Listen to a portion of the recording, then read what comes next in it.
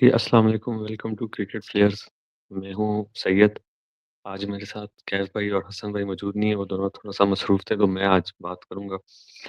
बात करेंगे एक ही चीज़ है आज जो जिस पे पूरा मुल्क बात कर रहा है, वो है बाबर आज़म की सेंचुरी। तो उस पे बात करेंगे और कल का जो मैच है, उस पे थोड़ा-सा बात करेंगे। उससे पहले अगर आपने चैनल सब्सक्राइब नहीं किया हुआ, तो प्लीज़ सब्सक्राइब कर लें और हमारी पिछली वीडियोज़ ज़रूर चेक करें, आपको पसंद आएँगी हमारी वीडियोज़। तो बात करते हैं, बाबर आज़म ने कल एक शानदार सेंचुरी स्कोर की और अ कुछ का तो ये भी कहना है कि उनके टी20 करियर की बेस्ट सेंचुरी थी। कुछ की चीज़ें थी उस सेंचुरी में जो उसको स्पेशल बनाती हैं। उसमें सबसे इम्पोर्टेंट बात ये थी कि उन्होंने सिर्फ़ एक डॉट बॉल खेली, वो भी एक बाउंसर था। तो वो वाइड भी हो सकती थी, वो कुछ भी हो सकता था, तो वो बाबर ने लीव किया तो वो डॉट बॉल खेली। उसके अलावा कोई डॉट बॉल नहीं खेली और पावर प्ले पूरा बाबर आज़म ने बगैर डॉट बॉल खेले गुज़ारा। तो इस चीज़ की सिग्निफिकेंस ये है कि आपने देखा होगा टी20 वर्ल्ड कप में बाबर को जैसे बगैर किसी रीज़न के उनका नंबर चेंज किया गया, सिर्फ़ इस वजह से कि सलमान अली आगा ने एक अच्छी इनिंग्स खेली थी श्रीलंका में। वो भी फ्लूक आप उसको कह सकते हैं क्योंकि उसके बाद उन्होंने ऐसी कोई इनिंग्स खेली नहीं, अब तक, ना पीएसएल में, ना पाकिस्तान टीम में। तो उससे पहले भी नहीं खेली थी, तो उसको आप फ्लूक कह भी सकते हैं और नहीं भी कह सकते। ख़ैर, तो उनका नंबर चेंज किया गया और बाद में जिस तरह की बातें की गईं कि बाबर का स्ट्राइक रेट वर्ल्ड कप में इतना है, पावर प्ले में इतना है, तो इस वजह से हम नहीं उसको यूटिलाइज़ करते बाबर को पावर प्ले में। तो ये ऐसी बातें हैं जो आपको एज़ अ प्लेयर गिरा देती हैं कि आपका कोच आपके बारे में ऐसी राय रखता है। जबकि अब आप देखें तो मिसबा की प्रेस कॉन्फ्रेंस सुन लें, अज़हर महमूद की जो पेशावर ज़ल्मी के हेड कोच हैं, उनकी आप अगर सुने तो वो हमेशा बाबर को एज़ ग्रेट ही रिगार्ड करते हैं। तो इस इन 2 चीज़ों से बड़ा फ़र्क पड़ता है क्योंकि एज़ अ प्लेयर आपका कॉन्फिडेंस आसमान और ज़मीन पे आ जाता है अगर एक कोच आपको इतना बैक कर रहा है और दूसरी तरफ एक कोच आपकी टाँग खींच रहा है और बगैर किसी रीज़न के आपका नंबर चेंज किया जा रहा है और आपको सिर्फ़ कहा जा रहा है कि अगर आपकी 6 से 10 के बीच में बारी आई तो आपको हम भेजेंगे वरना आप उसके अलावा आपको भेजने का फ़ायदा नहीं है। तो उस हिसाब से आज की जो कल की जो सेंचुरी थी बाबर की वो बड़ी एक स्टेटमेंट नॉक था।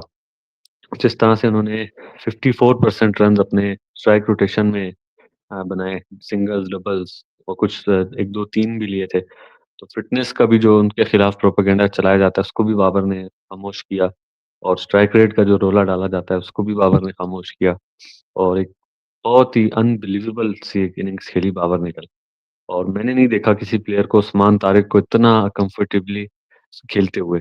इंटरनेशनल में या पीएसएल में, ये उनका दूसरा सीज़न है पीएसएल का, वो वर्ल्ड कप खेल चुके हैं, इंडिया के खिलाफ खेला उन्होंने और बाकी भी क्रिकेट खेलते रहते हैं, तो मैंने नहीं देखा उस्मान तारिक को कोई ऐसे डील करता है। और अबरार अहमद जो कि बहुत अच्छे स्पिनर हैं, उनको भी बाबर ने बड़ा आसानी से खेला। तो एक ऐसी इनिंग्स थी जो आपको अगर आप ये आर्गुमेंट नहीं मानते कि वो पाकिस्तान की हिस्ट्री के सबसे बेस्ट प्लेयर हैं, बैटर हैं, तो वो कल की इनिंग्स आपको देखने के बाद आपको ये चीज़ आपका इबाम दूर हो जाना चाहिए। क्योंकि मुझे नहीं लगता कि हमारे मुल्क में करंटली या पास्ट में कोई ऐसा प्लेयर कैपेबल हो, जो 50 बॉल्स पे 100 करे और वो उसमें 54% जो रन्स हैं वो स्ट्राइक रोटेशन से बनाए और वो डॉट बॉल ना खेले पूरे में। आपके इस वक़्त सबसे इन फ़ॉर्म प्लेयर हैं जो सबसे ज़्यादा रन्स कर रहे हैं वो साहिबज़ादा फरहान है। आप उनकी डॉट बॉल परसेंटेज देखें वो 30 से 40% डॉट बॉल खेलते हैं अपनी इनिंग्स में और इस वज़ह से वो फँस जाते हैं एट टाइम्स और उनकी स्ट्राइक रोटेशन एक बहुत बड़ा क्वेश्चन है अगेंस्ट स्पिनर्स और वो एक तो उसके अलावा तो और कोई है नहीं जो परफ़ॉर्म कर रहा हो, तो मुझे नहीं लगता कि इस मौजूदा सेटअप में या पास्ट में कोई ऐसा प्लेयर कैपेबल था कि जो बाबर आज़म ने जो जिस तरह की इनिंग्स कल खेली है। सेंचुरीज़ तो बहुत प्लेयर्स कर सकते हैं। आपने देखा कमरान अकमल की भी बहुत सेंचुरीज़ हैं, साहिबज़ादा फरहान की भी हैं और भी पास्ट में प्लेयर्स आए हैं जिन्होंने सेंचुरीज़ की हैं टी20 में पाकिस्तान के लिए, अहमद शहज़ाद ने की हुई हैं। तो ऐसा ऐसी नॉक खेलने का कोई भी मुझे नहीं लगता कोई कैपेबल होगा या पास्ट में कोई ऐसा प्लेयर था जो कैपेबल हो, जो इतनी आसानी से बगैर कोई स्लॉगिंग के, बगैर कोई रैश शॉट मारे, बगैर कोई फ़िज़ूल के रिस्क लिए, वो आसानी से सेंचुरी कर सके इतनी सुकून से। तो बाबर आज़म की जो कल की इनिंग्स थी उसके बारे में आप जितनी बात करें वो कम है। और उन्होंने एक स्टेटमेंट दिया है और उन्होंने शर्म दिलाई है, आपके जो हेड कोच थे, आपके जो चीफ सेलेक्टर थे और जो आपके कैप्टन थे। ऑल्दो मैं समझता हूँ सलमान अली आगा एक बहुत पावरलेस कैप्टन थे, उनके पास कोई इख्तियार नहीं था, इवन कि बॉलिंग चेंज वो अपनी मर्ज़ी से नहीं कर सकते थे। ये मेरी राय है। जो नज़र आता है आपको कि हर चीज़ में माइक हैसन का इन्फ्लुएंस था। सिलेक्शन में आकिब जावेद का फिर और गेम प्लान में माइक हैसन का। तो सलमान अली आगा सिर्फ़ एक फेस थे कि जो कैप्टन था, बाकी करते सब कुछ माइक हैसन ही थे। तो उन तीनों के मैं कहूँगा एक तमाचा है, जो बाबर आज़म ने कल मारा है कि आपने वर्ल्ड कप वेस्ट किया। आपने कौम का, अपने नेशन का, जो लोग क्रिकेट से प्यार करते हैं, आपने उनका वर्ल्ड कप वेस्ट किया। बाबर आज़म का क्या है, वो आज परफ़ॉर्म करके कल परफ़ॉर्म वो वापस आ जाएँगे। उनको आप ज़्यादा देर बाहर नहीं, ऐसे प्लेयर को आप बाहर नहीं रख सकते, जो हर मैच में इस तरह से कंसिस्टेंटली स्कोर करता है, उसको बाहर रखना आप रख नहीं सकते। जिस तरह आपके हाथ-पाँव फूले एशिया कप में, आप फ़ौरन उसको वापस लेके आए। तो आप नहीं आपने देख लिया आपका क्या हाल हुआ एशिया कप में बाबर के बगैर।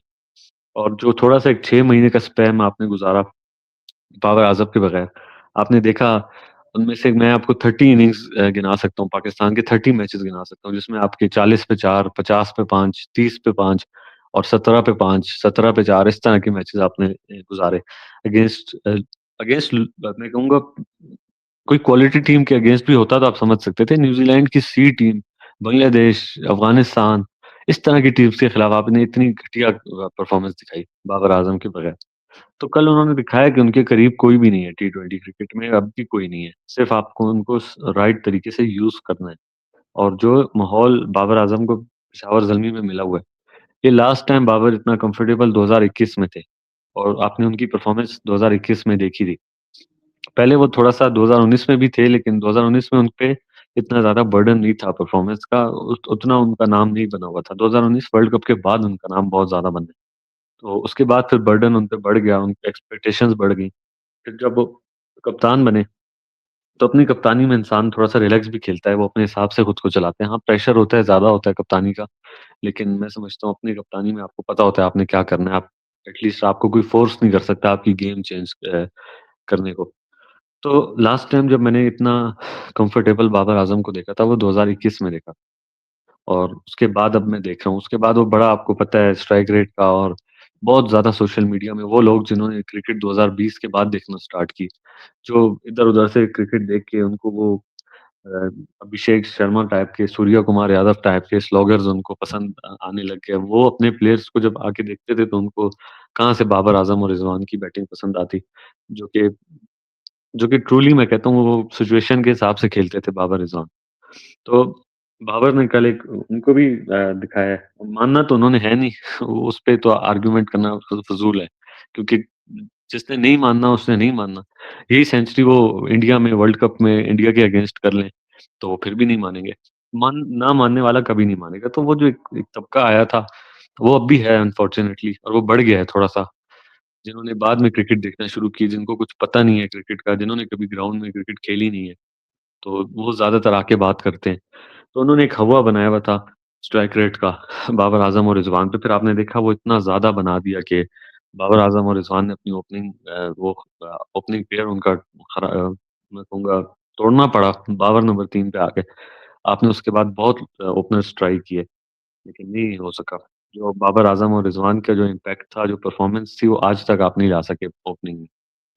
आपने उस चक्कर में साइम को 80 मैच दे दिए और वो नहीं चला।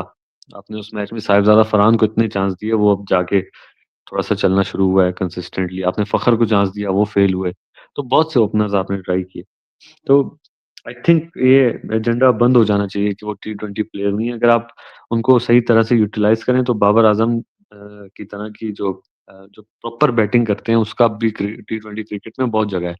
आपने देखा कल उन्होंने पेशावर ज़ल्मी ने 250 किया और वो बाबर आज़म के मौजूद मौजूद होते हुए किए और ना बाबर आज़म ने कोई अपनी गेम बदली, ना स्लॉगिंग की, ना फ़िज़ूल के आपने देखा मिड विकेट पे लप्पे लप्पे वर्ड यूज़ करूँगा घुमाए। उसके बगैर भी 256 रन उन्होंने किए हैं पेशावर ज़ल्मी ने और बाबर आज़म 400 रन्स पे पहुँच चुके हैं पीएसएल में। तो सारी जो मेन चीज़ होती है वो होता है कि आपके ड्रेसिंग रूम का माहौल क्या है, आप प्लेयर्स को कैसे मैनेज करते हैं। आप कैसे अपने प्लेयर्स का बेस्ट आप उनको कैसे उनका बेस्ट निकलवाते हैं। ये काम एक कोच का होता है। इसलिए उस दिन भी हम बात कर रहे थे लाहौर कलंदर्स का कोच नहीं है। तो कोच की बड़ी इम्पोर्टेंस है क्रिकेट में और वो आपको आसमान पे भी ले जा सकता है, आपको ज़मीन पे भी गिरा सकता है। आपको पड़ोस की मिसाल दूँ, जब गौतम गंभीर कोच बने, तो आपने देखा उनका आप सबको पता है विराट कोहली और उनके क्या प्रॉब्लम्स रहे हैं पास्ट में। तो आपने देखा कोहली ऑस्ट्रेलिया गए, एक उन्होंने सेंचुरी की, बाकी हर मैच में वो फ्लॉप हुए। सेंचुरी भी वहाँ की जब 200 पे या 250 पे एक आउट हुआ था इंडिया का, तो वहाँ से आके उन्होंने कैरी किया। बाकी पूरे 4 टेस्ट में वो फेल हुए और वो नज़र ही नहीं लग ही नहीं रहा था ये वो विराट कोहली हैं जो ऑस्ट्रेलिया को ऑस्ट्रेलिया में जाके आँखें दिखाते थे। तो बड़ा यहाँ पे रोल होता है कोच का और वो आपको आसमान पे भी ले जाता है, वो आपको ज़मीन पे भी ले जाता है। वही हुआ है बाबर के साथ, जब से वो माइक हेसन के साथ लगे हैं। तो बाबर फैन्स को यही कहूँगा दुआ करें कि अल्लाह पाक इस तरह बाबर को जो है माइक हेसन की शर से दूर रखे और बाबर को भी सोचना चाहिए कि अगर ऐसे खेलना है, तो आप खिलाओ मुझे वरना आप ना खिलाओ। बाबर को ये बोलना पड़ेगा और बाबर को बात करनी पड़ेगी कि आपने मुझे खिलाना है तो मैं ऐसे ही खेलूँगा वरना मैं अपनी गेम तो चेंज नहीं करूँगा। उनकी जो गेम चेंज हो रही थी उसका इम्पैक्ट ओडीआई और टेस्ट पे भी पड़ा था। आपने देखा वो टेस्ट में ओडीआई में भी गलत शॉट्स मार के आउट हो रहे थे। वेस्ट इंडीज़ में उन्होंने एक 49 पे एक बहुत ही बुरी शॉट मारी, स्टंप हो गए, जो कि बाबर आज़म नहीं थे। और उसके बाद भी आपने देखा कि जब से माइक हेसन कोच बने हैं ओडीआई टीम के, तो बाबर थोड़ा-सा लगता है कि थोड़ा-सा रश में है, थोड़ा-सा अ, हरी में है, तेज़ खेलने की कोशिश करते हैं, जो कि नहीं हो सकता।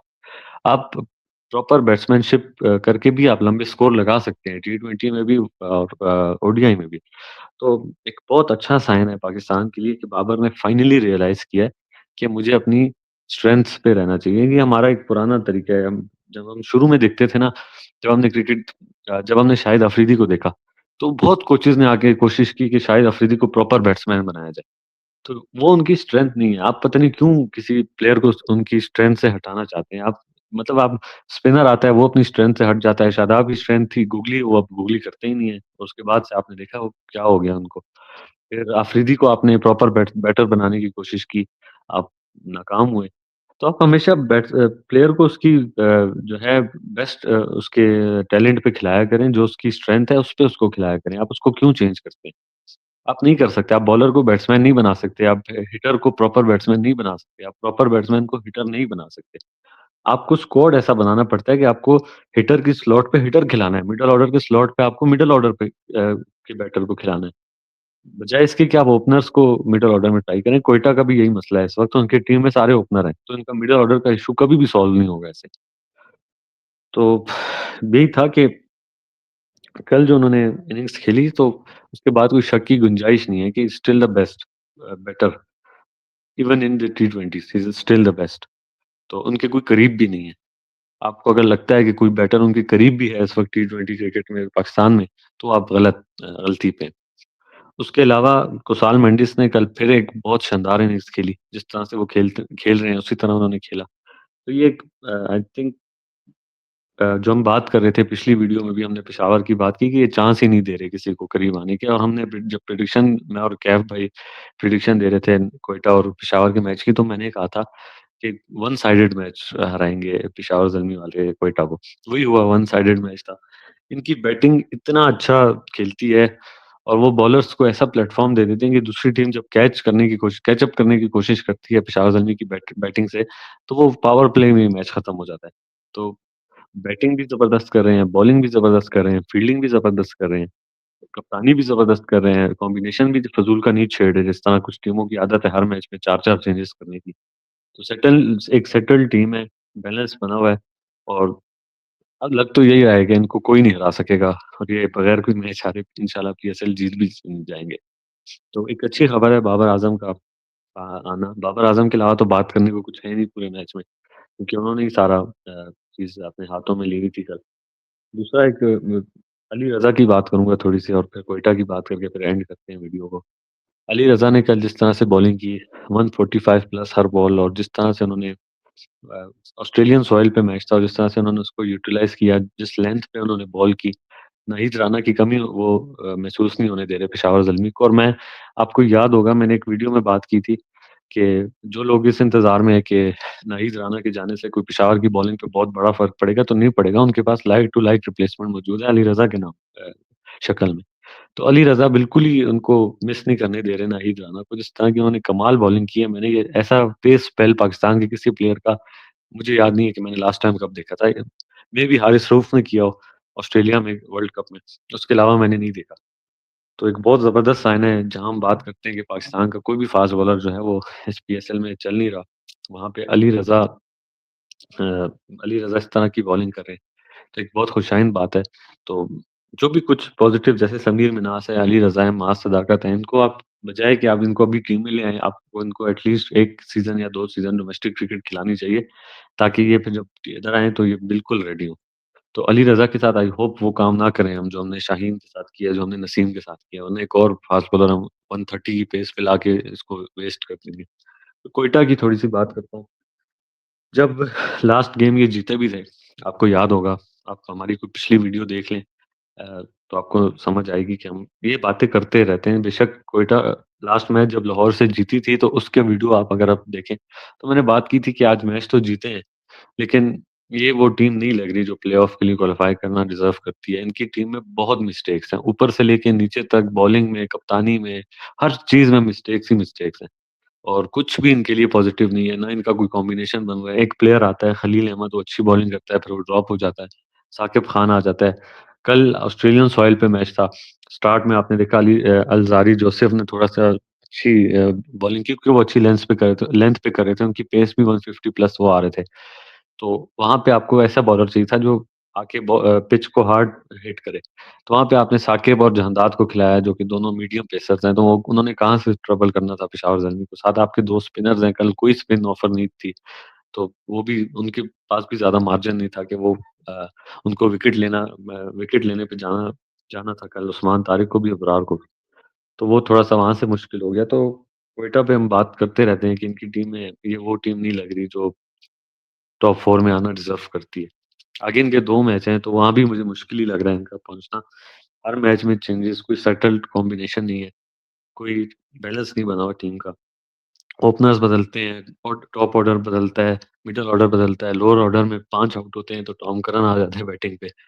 तो क्वेटा का तो एक आई थिंक सबसे वीक टीम है ये। इवन विंडीज़ लास्ट पे तो मेरे हिसाब से तो विंडीज़ इनसे बेहतर टीम है। उनकी बाकी वो हमने डिटेल में बात की थी लास्ट वीडियो में विंडीज़ की।